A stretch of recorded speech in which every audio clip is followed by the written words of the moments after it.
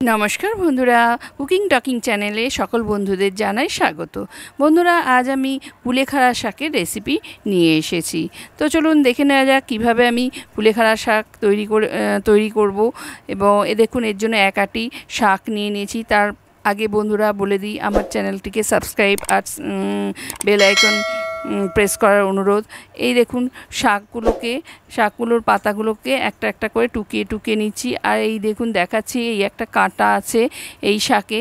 এই কাঁটাগুলো হাতে অনেক সময় বিঁধে যেতে পারে বা আঙুলে বিঁধে যেতে পারে, তাই খুব সাবধানে কুলেখাড়া শাকের পাতাগুলোকে এইভাবে আস্তে আস্তে করে কেটে নিতে হবে। কেটে শাকগুলো আমি পুরো এক আঁটি শাক নিয়েছি, এক আঁটি শাকই পুরো কেটে নেব।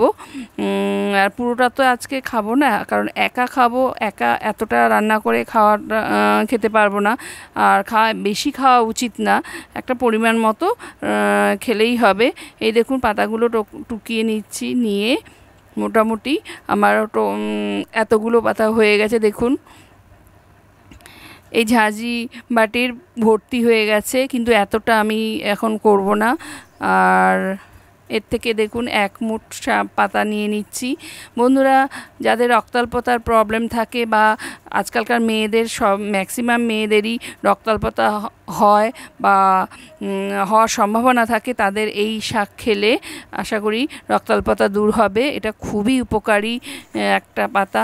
বাকিটা আমি রেখে দিচ্ছি একটা প্যাকেটে রেখে আমি ফ্রিজে রেখে দেবো। এটা অনেক দিনই থাকবে, 4-5 দিন রাখা যাবে। এটা প্যাকেটে এরম প্যাকিং করে সেলোটেপ দিয়ে রেখে দেবো। যেটা বলছিলাম বন্ধুরা, আপনারা জানেন যে 40 মহিলা বা আজকাল তো 30-এর ওপরেই মেয়েদের একটা রক্তাল্পতার প্রবণতা দেখা যায়। আর জানেন তো, রক্তাল্পতা হতে হতে রক্তের হিমোগ্লোবিনের পরিমাণ কমতে কমতে খুব একটা ডেঞ্জারাস পজিশনে অনেকেরই চলে আসে। এই দেখুন, এবার ভালো করে ধুয়ে নিচ্ছি, কারণ অনেকের মৃত্যু পর্যন্ত ঘটতে আমি দেখেছি। কারণ আমারই চেনাশোনা একজন, সে তার এতই বুঝতে পারেনি, এতই অ্যানিমিয়া বা রক্তাল্পতার কারণে তার মৃত্যু পর্যন্ত ঘটেছে। খুবই দুঃখজনক ঘটনা, খুবই বেদনাদায়ক ঘটনা। তাই বন্ধুরা, আমি সাবধান করে দিচ্ছি যারা মেয়েরা, তাদের এই জিনিসগুলো, কয়েকটা জিনিস মেনে চলবেন। আমি দেখুন এক কাপ জল দিয়ে দিয়েছি একটা বাটিতে। জল দিয়ে এবার ওই ধুয়ে রাখা শাকগুলো দিয়ে দিলাম। দিয়ে এবার এতে একটু নুন দিয়ে দেবো। বন্ধুরা, নিজের শরীরের দিকে খেয়াল রাখতে হবে, কারণ আমরা মেয়েরা নিজের শরীরের দিকে একটু কমই যত্ন নিই। ছেলে মেয়ে সংসার এইসব দেখতে দেখতে নিজের শরীরের দিকে খেয়াল রাখতে ভুলে যাই। তাই এইগুলো অন্তত একটু করতে হবে নিজেদের জন্য। যাই হোক, এখন আমি ইন্ডাকশানটা অন করে দিচ্ছি। অন করে সেদ্ধ করে নিলাম। 5 থেকে 7 মিনিট লাগে। দেখুন, সেদ্ধ হয়ে গেছে।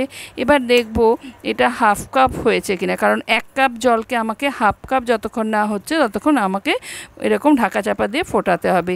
এই দেখুন, কাপের জলটা ঢেলে নিচ্ছি। নিয়ে এবার এটা ঠান্ডা করতে দেবো। আর দেখুন, এই পাতাগুলো এগুলো ফেলে দেবো না, এগুলোও সেদ্ধ হয়ে গেছে। এগুলো খেলে যাদের পায়খানার প্রবলেম হয়, কনস্টিপেশনের প্রবলেম হয়, তারা এগুলো খেয়ে নেবেন।